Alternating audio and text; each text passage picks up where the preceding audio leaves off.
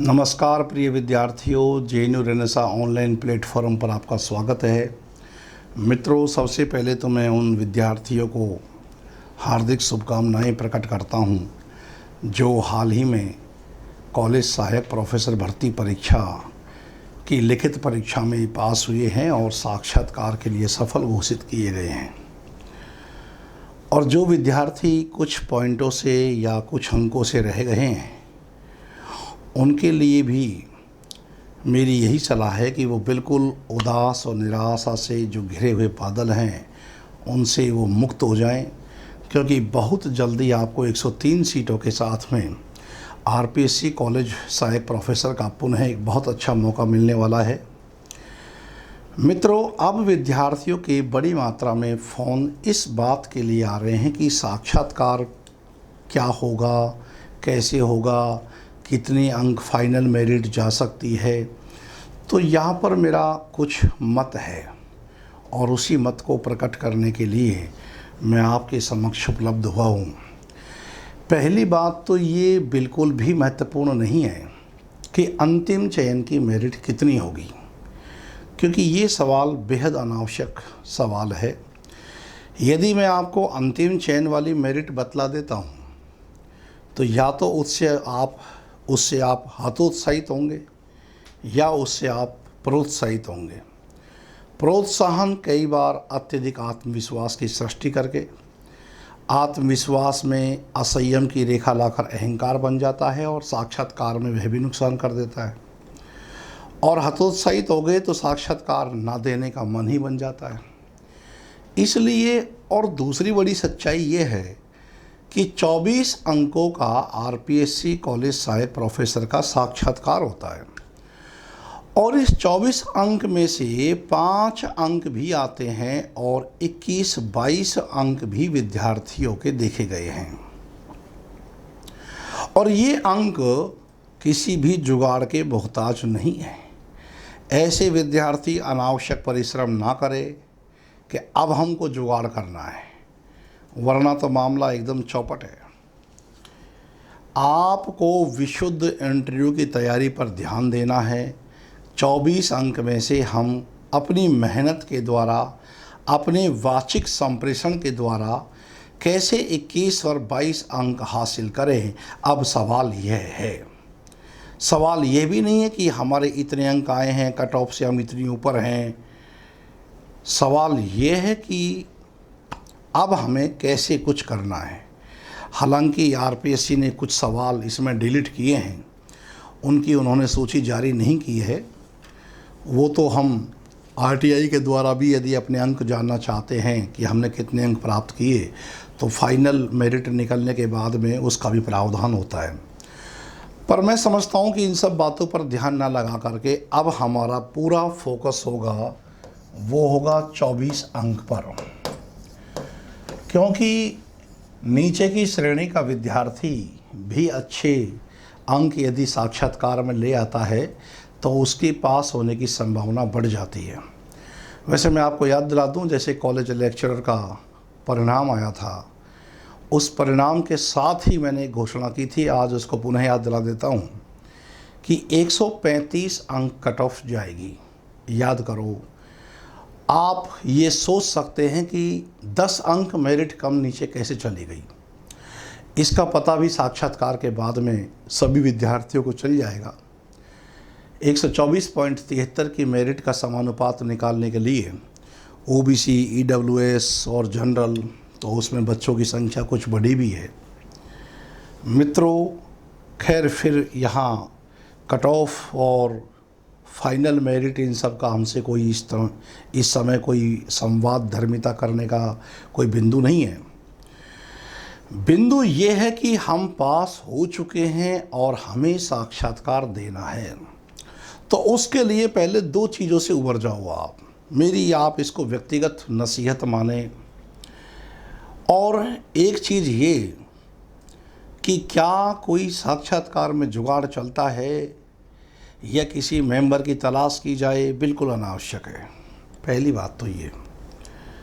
दूसरी बात ये कि मेरे कितने अंक आए होंगे और अंतिम मेरिट कितनी जाएगी, उस समीकरण को ध्यान रखकर मैं पढ़ाई करूं, ये बिल्कुल व्यर्थ चीज़ है। अब सत्य क्या है? सत्य ये है कि 434 और प्लस कुछ 15-20 बच्चे जिनका वो लिफाफे में सील्ड किया गया है रिजल्ट गुड एकेडमिक, जो 10th वगैरह में नहीं बना पा रहे हैं, हालांकि कोर्ट के द्वारा उनको भी मौका तो मिलेगा ही, इसलिए ऐसे विद्यार्थी भी हताश ना हो। लगभग इतने बच्चे, इनको 16 मान लो आप, तो ये हो गए आपके 30 और 40, लगभग 440 450, इनको हम लगभग 450 मान लेते हैं। इतने विद्यार्थी तो पास हुए हैं। और यदि 434 की बात करें तो 434 में सीटें आपकी 66 है, तो भी 6.554 कुछ इस प्रकार से गणित निकल रहा है। यानी कि एक विद्यार्थी और इधर 6.5, लगभग 6.5 7 विद्यार्थियों में से एक छांटना है आरपीएससी को। तो ये तो सब तक हो गया, 7 में से एक लेना है, तो कंपटीशन तो टफ है। तो कंपटीशन टफ है, तो अब जो बहुत ही प्रखर बुद्धिमान विद्यार्थी होते हैं, उनका पूरा की पूरा ध्यान इस पर रहेगा और किसी भी चीज़ पर नहीं। बाकी सब चीज़ें मिथ्या है। जैसे कहते हैं ना, ब्रह्म सत्यम जगत मिथ्यम, साक्षात्कार सत्यम, बाकी सभी सवाल मिथ्यम। तो ये आप ध्यान रखो। अब साक्षात्कार जितने आपके ज्ञान, जितने आपके जो आपने विषय को समाहित किया है, कितना समाहित किया है, उससे कहीं ज़्यादा आपके वाचिक संप्रेषण पर टिका हुआ है कि आत्मविश्वास के साथ आप किस विचार विन्यास को किस भाषा में प्रकट कर रहे हो। अब इसमें आपको ध्यान ये रखना है कि आपका जो वाचिक संप्रेषण है, उस वाचिक संप्रेषण में शब्द कौशल, ये सबसे पहली चीज़ है। इसके बाद है सेकंड नंबर पर आपको विषय की नॉलेज, जो विषय का ज्ञान है, ये तो सेकंड नंबर पर मानो आप इसको। और प्रमुख बात है पूरा आत्मविश्वास, कि आत्मविश्वास के साथ में आप कैसे बोल पा रहे हैं। इन 3 चीज़ों पर विशेष ध्यान रखना है। मैं समझता हूँ अभी आपको साक्षात्कार में काफ़ी समय मिलने वाला है। अभी तो परिणामों की सूची जारी हो रही है और इसके बाद 1 महीने तक तो काउंसलिंग चलती रहती है। मैं समझता हूँ कि ये अप्रैल का महीना है और मई और जून में कोई साक्षात्कार की प्रक्रिया मुझे दिखलाई दे रही होती हुई। हाँ, ये संभव है कि अगस्त वगैरह तक आपके साक्षात्कार की डेट आ जाए। और इतनी तैयारी करने के लिए इतना समय हमारे लिए आवश्यकता से भी अधिक है। किसी भी टॉपिक पर, किसी भी बिंदु पर आप बोलिए और देखिए कि आप उस पर कैसे बोल पा रहे हो और कितना बोल पा रहे हो। दूसरी बात यह है कि आपका जो हिंदी विषय का साक्षात्कार है, इस हिंदी में आपको किन बातों पर विशेष ध्यान देना होगा, ये बताने के लिए आज हम आपके समक्ष प्रस्तुत हुए हैं। एक तो इसमें आपका स्वयं का परिचय, आपके नाम का अर्थ, आप जिस स्थान के निवासी हैं उस स्थान की कोई विशिष्ट भौतिक, सामाजिक, आध्यात्मिक, धार्मिक, ऐतिहासिक कुछ भी, कि आपको अपने क्षेत्र की जानकारी कितनी है, उस क्षेत्र के बारे में थोड़ा अच्छे से देख लीजिएगा। कोई अलवर का है, कोई भरतपुर का है, कोई जयपुर का है, तो वहाँ कौन कौन से ऐसे स्थल हैं जो उस स्थान की विशिष्ट शोभा बढ़ा रहे हों। दूसरा, आप स्वयं, परिचय में आपका स्थान और आप स्वयं। कहीं आप साइंस से हिंदी में तो नहीं आए, कॉमर्स से तो हिंदी में नहीं आए, आपने हिंदी विषय का ही चयन क्यों किया? आप कॉलेज सहायक प्रोफेसर ही बनना क्यों चाहते हैं? आप प्रशासनिक तैयारी या किसी और अन्य क्षेत्र में क्यों जाना नहीं चाहते हैं? आपकी रुचि क्या है? एक बड़ा सवाल आपकी हॉबी से स्टार्ट होता है, ताकि विद्यार्थी एक कूल माहौल को पाए और बहुत सहज रहे, ऐसा भी बोर्ड प्रयास करता है। तो आपकी रुचि से सवाल शुरू हो जाते हैं। तो ये तो एक सामान्य सी चीज़ है जो आपके बारे में है। कुछ विद्यार्थी ये पूछ रहे हैं कि सर, भारत और वर्ल्ड के जो समाचार हैं, क्या वो भी जीएस वीएस के क्वेश्चन आते हैं? अब जीएस के क्वेश्चन तो साक्षात्कार हिंदी में नहीं पूछे जाते, लेकिन आखिर है तो हम सामाजिक प्राणी ही, और अपने समाज में, अपने देश में क्या घटित हो रहा है, चाहे किसान आंदोलन से जुड़ी हुई बात हो या अभी रूस यूक्रेन मामला हो, हल्का फुल्का, वो तो सबकी जानकारी में रहता ही है। बाकी उससे आपका कोई अंतिम निर्णय नहीं होता है रिजल्ट परिणाम सूची का। लेकिन हाँ, आपको ये समसामयिक मुद्दे जो चल रहे हैं, जिस माहौल में हम हैं, वहाँ से हम कटे हुए नहीं हैं। नई शिक्षा नीति है, न्यू एजुकेशन पॉलिसी सिस्टम के क्या प्रावधान है, क्या उसकी खूबियाँ हैं, कुछ कमियाँ भी है तो वो क्या हो सकती हैं। तो इन चीज़ों पर आप थोड़ा ध्यान देंगे। और उसके बाद जो मूल विषय है आपका, वो है, जब आप अपने विषय पर आते हो तो आपका प्रिय कवि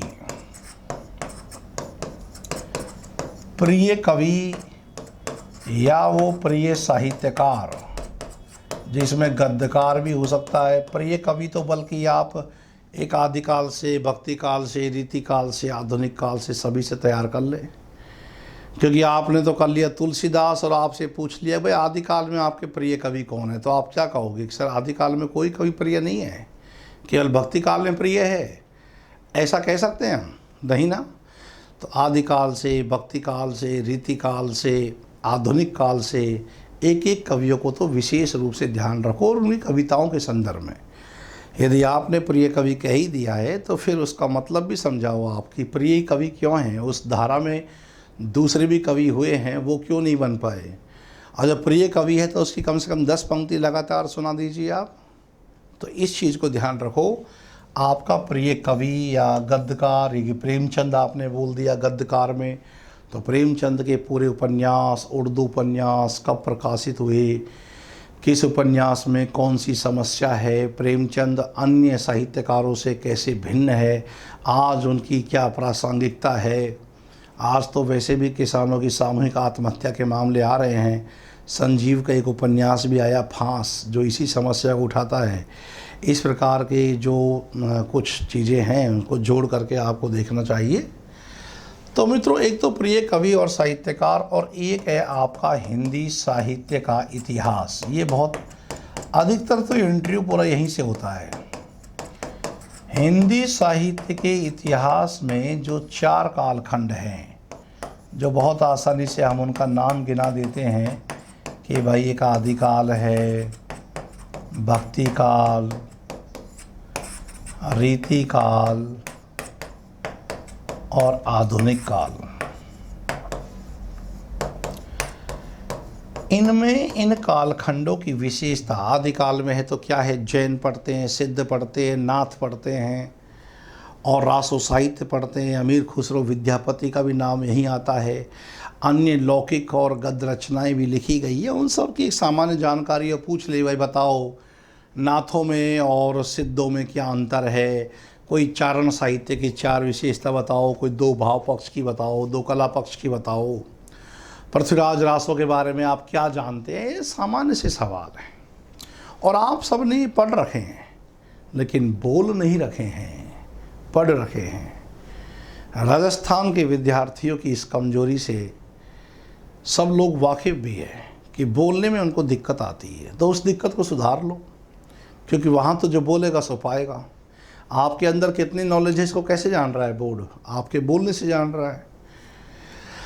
ऐसे ही भक्ति काल में जो धाराएं हैं निर्गुण सगुण, इनमें क्या अंतर है और क्या कौन कौन सी बातें इनमें समान भी मिलती है निर्गुण और सगुण धाराओं में। ये नहीं कि अंतर ही। कबीर, सूर, जायसी, तुलसी, मीराबाई, रसखान, रहीम बड़े प्रमुख कवि हैं। इनकी काव्यगत विशेषताएं पूछ ली भाई जायसी की काव्यगत विशेषताएं बताओ, मसनवी शैली किसे कहते हैं, कड़वकबद्धता से आप क्या समझते हो, जायसी प्रेम के कवि हैं स्पष्ट करो, जायसी और सूरदास में कोई 3 अंतर कीजिए, तुलसीदास में और कबीरदास में कोई 3 समानता और असमानता कीजिए, कबीरदास की कोई 4 दोहे सुनाइए। तो मित्रों सामान्य सी बात है। इन पहलुओं पर अच्छी सी पकड़ बना लें। और उन विद्यार्थियों को मैं विशेष सावधान करता हूं जो पीएचडी होल्डर हैं, वो ये ना सोचे कि हमने पीएचडी कर ली है, अवार्ड हो गई है, हमारी किताबें भी लिखी हुई है तो हमको बेनिफिट मिलता है। उन किताबों को तो आरपीएससी कमरे से बाहर रखवा देती है, चाहे 10 हो, चाहे 15 हो, चाहे 20 हो। हमारे रिसर्च आर्टिकल हैं नहीं है, इन सब का कोई महत्व नहीं है। ये मैं आपको एकदम स्पष्ट कर देता हूँ। आरपीएससी की जानकारी मुझे बहुत है। किताबें लाते हैं सूटकेस भर भर के, इनको बाहर रखवा देता है। वो गार्ड बैठता है कि भाई ये क्या है, इनको यहाँ रखो। सिर्फ आपके डॉक्यूमेंट्स अंदर जाते हैं। आपने कह दिया भाई मेरी पीएचडी है कि रामचरितमानस और वाल्मीकि की रामायण पर मेरी पीएचडी है, अवार्ड हो चुकी। अब बोर्ड आपसे अपेक्षाएं ज़्यादा पाल लेता है कि भाई विद्वान बच्चा है, पीएचडी कर रखी है। उसमें यदि आपके हल्के उत्तर आ गए तो ऐसे गिराएंगे वो कि 5 से 6 नंबर भी देखने को मिल सकते हैं। हाँ, यदि आपकी पीएचडी विषय पर पूरी पकड़ है और धारा प्रवाह आप बोल रहे हो तो 80% आपका इंटरव्यू पीएचडी से ही संबंधित चलेगा और वही आपको एकदम ऊपर ले जाएगा। 21 नंबर के भागीदार बन जाओगे आप। उसके दोनों पक्षों पे ध्यान दो। और प्राय देखने में ये आया है कि पीएचडी वाला पीएचडी पर नहीं बोल पाता, उसके कारण भी उसको बहुत अच्छे से पता है। मित्रों, तब पीएचडी के बारे में चर्चा ना की जाए तो वह बेहतर है। सामान्य रूप से जाइए, सामान्य अभ्यर्थी है, आपसे उतनी उम्मीद पाल लेंगे और जब पूछेंगे और आप ज़्यादा बताएंगे तो बोर्ड अपने आप प्रसन्न हो जाएगा। क्योंकि जब इंटरव्यू चलेगा एकदम सीधे सीधे कबीर, सूर, जायसी, आदिकाल, रीतिकाल, आधुनिक काल, प्रिय कवि, साहित्यकार, और कह दिया कि आलोचना क्रम में पीएचडी है, तो फिर आलोचना में आपको डुबाएंगे। वो पूछेंगे आपसे जगह जगह से, आपके विषय से संबंधित पूरी नॉलेज हो तो पीएचडी को आगे परोसना, वरना वो पीएचडी इतना भारी पत्थर बन जाएगा कि नीचे दलदल में डुबा ले जाएगा। इस बात के लिए सावधान करता हूँ। बाद में मत कहना कि सर ऐसा भी होता है, हमारी जानकारी नहीं था। ऐसा ही होता है। पीएचडी होल्डर हो तो अपेक्षाओं पे खरा उतरो। तो आदिकाल, भक्तिकाल, रीतिकाल और ये आधुनिक काल, इनको अब आधुनिक काल में जैसे भारतीय हिंदू काल से लेकर के और समकालीन कविता तक की प्रवृत्तियों पर विशेष ध्यान दो। कौन कौन से प्रगतिवादी कवि हैं, कौन कौन से नई कविता के कवि हैं। तार सप्तक और चारों सप्तकों के कवियों के नाम थोड़ा देखना। अज्ञे और नागार्जुन की काव्य संवेदना में कोई 2 अंतर कीजिए आप। मुक्तिबोध और अज्ञे में क्या अंतर कर सकते हैं आप। मुक्तिबोध की कविताई की विशेषता क्या है। थोड़ा समझदार बनिए आप लोग। बहुत बड़ी परीक्षा पास करके कदाचित आईएएस के बराबर की नौकरी मानता हूँ मैं कॉलेज सहायक प्रोफेसर को। 6000 की ग्रेड पे वाली नौकरी रही है और इस नौकरी में एसडीएम की नौकरी भी 5400 ग्रेड पे की होती है। आप देख लो कि आईएएस के टक्कर की नौकरी होती है ये कॉलेज सहायक प्रोफेसर। गरिमापूर्ण जॉब है ये। आपसे उम्मीद करते हैं कि आप उस पोस्ट के डिजर्व में आते हो। इन पहलुओं को जानिए और अंतर कीजिए। छायावाद की कोई शिल्पगत विशेषता, भावगत विशेषता, अभी समय है। और इसके बाद जब आपका हिंदी साहित्य का इतिहास आपको लगने लगे कि मैं किसी भी टॉपिक पर बात कर सकता हूँ, बोल सकता हूँ, तो उसके बाद कुछ विशिष्ट अवधारणाएं चलती हैं मित्रों। विशिष्ट अवधारणाएं। और ये विशिष्ट अवधारणाएं क्या हैं, शास्त्रवाद क्या है, अभिजात्यवाद क्या है। कई बार यहाँ से बातचीत चल जाती है कि स्वच्छंदतावाद से आप क्या समझते हो, ये संरचनावाद और उत्तराधुनिकता के टर्म चल रहे हैं आजकल, इनसे आप क्या समझते हो, ये विखंडनवाद, उत्तराधुनिकतावाद, ये तो आपके सिलेबस के टॉपिक में भी रहे हैं। यहाँ से विशिष्ट अवधारणाएं कि अस्तित्ववाद क्या है, मनोविश्लेषणवाद क्या है, मार्क्सवाद क्या है, क्योंकि हमारे आधुनिक साहित्य में बहुत बड़ा प्रभाव पड़ा है। जैनेन्द्र अज्ञे, इलाचंद्र जोशी, देवराज, इनके साहित्य को आप देखेंगे तो मनोविश्लेषणवादी अभिव्यक्ति विशेष है। यशपाल, रांगे राघव, नागार्जुन, भैरव प्रसाद गुप्त मार्क्सवादी चिंतन के साथ आगे बढ़ते हैं, तो ये पूरा प्रभाव पड़ा है। अज्ञे पर सार्त्र के अस्तित्ववाद का प्रभाव पड़ा है। कामू का अजनबीपन क्या है, किरकेगार का वो रुग्णता सिद्धांत, थोड़ी थोड़ी सी जानकारी, ये नहीं कि इनमें डूब जाना है, बस दो तीन पंक्ति कुछ तो आप बोल सको कि नई समीक्षा किसे कहते हैं, उत्तराधुनिकतावाद संरचनावाद में क्या अंतर है, इन सब पहलुओं की बात थोड़ी थोड़ी सी स्तर से आप देख लेंगे। और भारतीय काव्यशास्त्र, बड़ी बात है इसमें साहित्य के इतिहास के बाद में कि भारतीय काव्यशास्त्र की समझ है कि नहीं, और पाश्चात्य काव्यशास्त्र, और ये सब तो आपने अपने विषय में पढ़ा है भाई, कॉलेज का जो पेपर हुआ है उसमें सब लगा हुआ है। अब भारतीय काव्यशास्त्र में रस, छंद, विशेष छंद, अलंकार, परिभाषा, एक दो उदाहरण याद हो, रस जो 11 संख्या में हैं उनके एक एक उदाहरण कुछ याद हो, तो काव्य गुण क्या हैं, दोष किसे कहते हैं, ये हमारे संस्कृत समीक्षा शास्त्र में 6 सिद्धांत लग रहे हैं। रस सिद्धांत, अलंकार सिद्धांत, रीति सिद्धांत, ध्वनि सिद्धांत, और ये वक्रोक्ति सिद्धांत और औचित्य सिद्धांत, इनकी बिल्कुल सामान्य जानकारी आपके पास होनी चाहिए।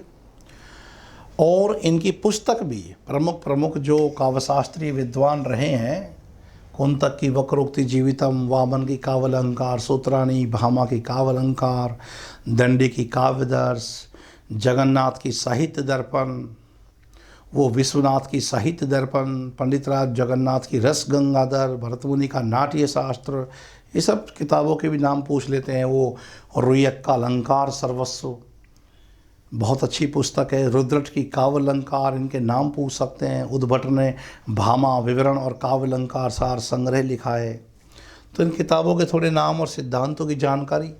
पाश्चात्य काव्यशास्त्र में प्लेटो, अरस्तु, Longinus, Richards, Wordsworth, Coleridge, Thomas Stearns Eliot, ये बहुत बड़े बड़े विचारक हैं।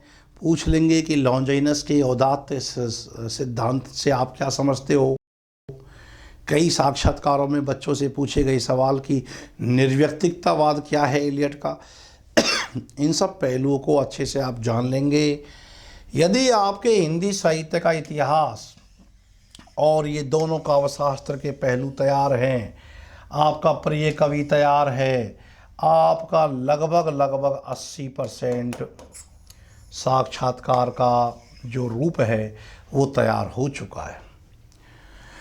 बाकी के संदर्भ में हम कह सकते हैं कि भाषा विज्ञान की थोड़ी सी जानकारी, राजभाषा, राष्ट्रभाषा, संपर्क भाषा, ये सब क्या हैं, और जो हिंदी की 5 उपभाषाओं से जो 18 बोलियाँ निकली है, वो तो 18 बोलियाँ क्या, मैथिली तो बोली अब भाषा का ही दर्जा प्राप्त कर गई, 8वीं अनुसूची में 22 भाषाओं में शामिल हो गई।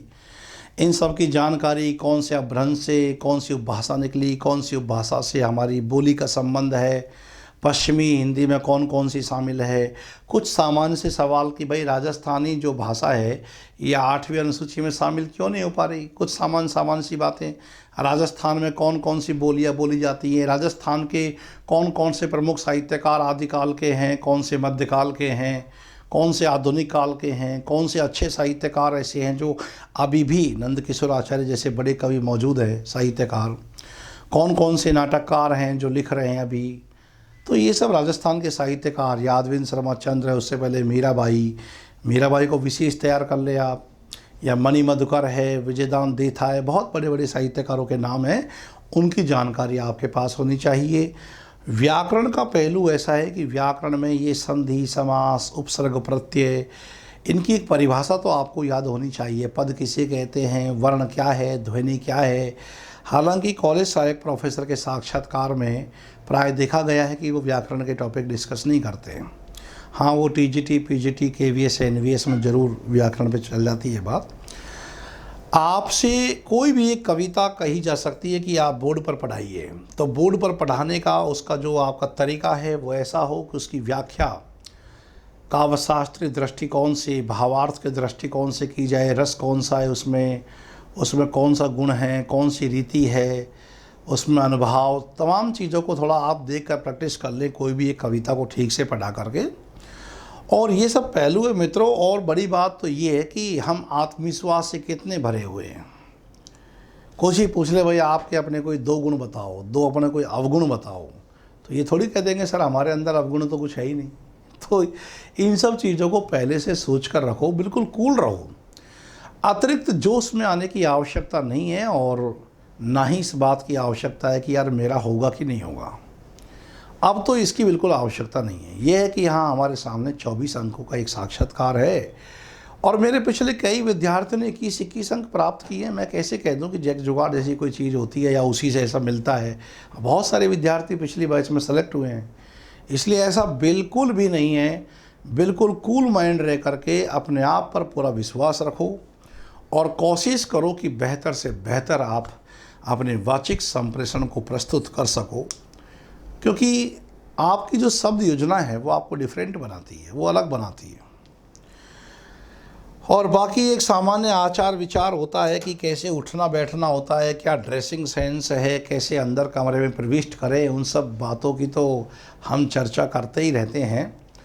तो मित्रों ये है, और मैं समझता हूँ कि शायद आप लोग अभी भी, ऐसा नहीं है कि पढ़ नहीं रहे होंगे, पढ़ते ही चले आ रहे होंगे। उसमें धार लगाने की आवश्यकता है कि अपना क्या है इस जीवन में, सब कुछ लिया उधार, सारा लोहा उन लोगों का, अपनी केवल धार। तो धार लगाने का ये अरुण कमल की जो पंक्ति है यह हमें प्रेरणा देती है कि अब धार लगाने का पूर्ण समय आ चुका है। ऐसे मौके जीवन में बार बार नहीं मिलते। एक उच्च स्तरीय और सर्वाधिक उच्च स्तरीय परीक्षा के साक्षात्कार से आप जूझ रहे हैं, उसे हल्के में लेने की गलती ना करें। और अच्छे नंबर प्राप्त लिखित में जो कर रहा है उस विद्यार्थी को यदि 5 अंक मिल गया तो उसका रेशा वैसे ही डाउन चला गया, और निचले लेवल के विद्यार्थी को यदि अच्छे अंक मिल गए तो वह वैसे ही ऊपर आ गया। इसलिए पूरा समीकरण अब 24 अंकों पर घूमता है। आप पूरा फोकस इस बात पर कीजिए। विद्यार्थियों के बार बार जो फ़ोन आ रहे थे कि सर कुछ रणनीति इसकी क्या हो सकती है, तो ये इसकी रणनीति होती है मित्रों। तो आप तैयारी करते रहें, मैं आपके साथ जुड़ा हुआ हूँ। मुझे बहुत इस बात की खुशी मिली है कि जितना मैं सोच रहा था उससे अधिक मेरी संस्था के बच्चे इसमें सफल हुए हैं, और जो मुझसे नहीं जुड़े हुए हैं उनको भी मैं शुभाशीष देता हूँ। बहुत बहुत उनको हार्दिक बधाइयाँ प्रदान करता हूँ कि ऐसे सभी विद्यार्थी जो मुझसे प्रत्यक्ष या अप्रत्यक्ष रूप से जुड़े हुए हैं वो अपने सफलता का परचम लहराएं और कोशिश करें कि ज़्यादा से ज़्यादा बोलने की वो प्रैक्टिस करें स्वतः। चाहे शीशे के आगे खड़े हो जाओ, दर्पण के आगे खड़े होकर के लगातार अपने से ही सवाल पूछो और अपने से ही जवाब दो। हम खुद ही गुरु हैं, हम खुद ही शिष्य हैं। तो मित्रों ये रहा आज के संदर्भ में कुछ विचार विमर्श। बाकी समय समय पर हम उपस्थित होते रहेंगे। आज के लिए इतना ही। नमस्कार।